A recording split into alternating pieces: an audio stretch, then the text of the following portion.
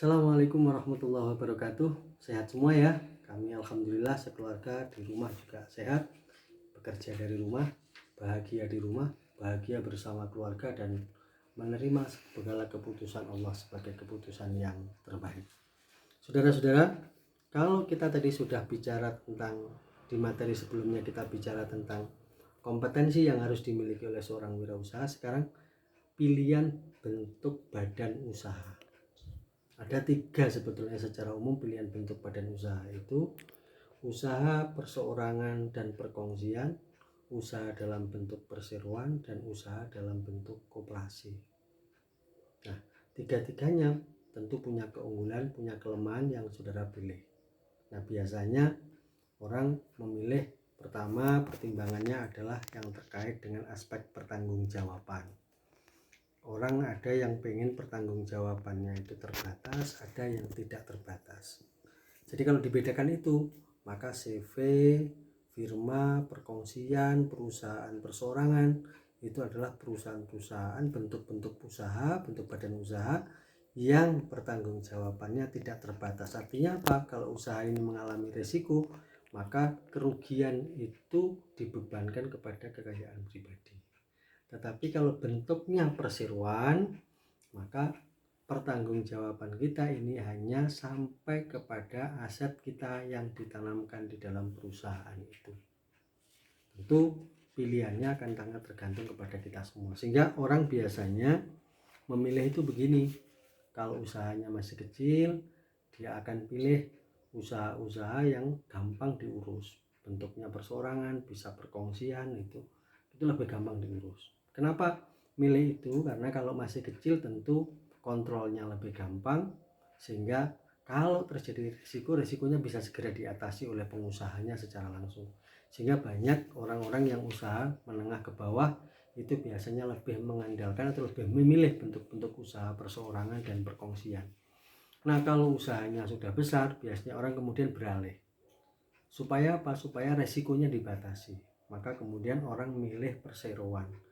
Perseroan terbatas, baik terbuka maupun tertutup, baik private maupun yang non-private.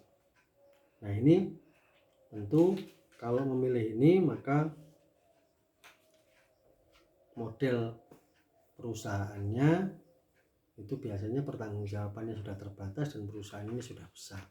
Nanti saudara bisa lihat kelebihan dan kekurangannya di perseroan terbatas itu seperti apa, di perseorangan seperti apa, tetapi pada hakikatnya ini sebetulnya lebih kepada membatasi resiko atas perusahaan dan keterkaitannya dengan kekayaan pribadi.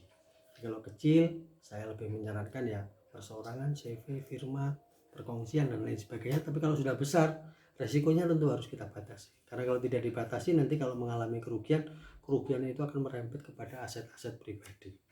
Bentuk yang ketiga adalah bentuk koperasi. Kita melakukan kerjasama dengan banyak orang untuk mengembangkan usaha yang sudah saudara kenal. Koperasi itu minimal anggotanya 20 orang, punya hak yang sama dan lain sebagainya. Jadi ini pola-pola yang dilakukan dengan kerjasama sekian banyak orang untuk mengelola usaha. Memang bagus. Kenapa?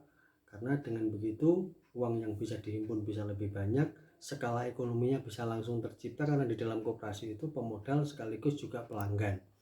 Gitu. Tetapi kelemahannya makin banyak orang, biasanya pengambilan keputusan itu juga makin lama.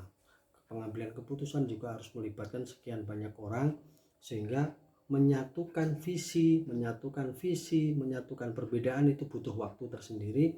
Sehingga kadang-kadang orang kemudian pilihan itu lebih ke perseorangan atau PT, tetapi kalau usaha itu melibatkan banyak orang dan kemudian resikonya pengen dipecah kepada sekian banyak orang, maka pilihannya adalah koperasi. Kelebihan dan kekurangan koperasi saudara bisa baca di buku, tetapi intinya bahwa kalau kita memilih bentuk usaha koperasi itu, maka pilihannya adalah melibatkan banyak orang dan itu minimal 20 orang. Itu yang ingin saya sampaikan pada materi kali ini, dan semoga kita semua bisa menerima ini dengan baik dan kemudian ketika jadi wirausaha bisa menentukan pilihan-pilihan yang terbaik atas bentuk badan usaha, dan semoga usaha yang kita jalankan bisa sukses dengan ridho Allah Subhanahu wa ta'ala. Allahul muwaffiq ila aqwamit thoriq. Wassalamualaikum warahmatullahi wabarakatuh.